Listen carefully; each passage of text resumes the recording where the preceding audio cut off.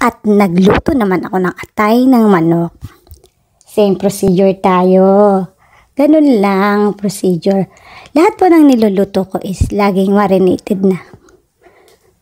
Laging minamarinate ko muna. As usual, isa sibuyas, si bawang.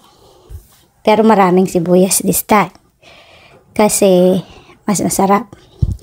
Hindi naman siya steak. Basta wala lang, basta gisa lang.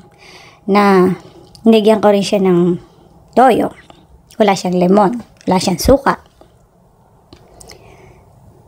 Paminta lang, toyo, tapos nilagyan ko ng chili oil. Yung marak off, tawagin. At ano pa ba? Yan, ay nilagyan ko pala siya ng ketchup. So, lutong ano siya, pacham, pasam, may lasa. At kung mapapansin nyo, pag ako nagluluto, ang sauce niya, tama lang, hindi yung masos. Kasi sa akin naiiwan lahat yung sauce, hindi naman mahilig ang alaga ako sa sauce. Yan, pagtimpla-timpla ko, nung malambot na siya, nung okay na siya. O di ano pa ba? Patatagalin pa ba? Ang magmekos-mekos na yan. Ay, nilagyan ko siya ng chili oil, syempre. Konti lang, para may kakagat ng anghang.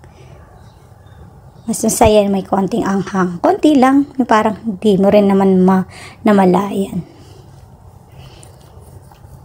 So, yan, tinikman ko na kung okay na yung pinaka-atay niya. Ang ganda ng mga atay dito, ang lalaki.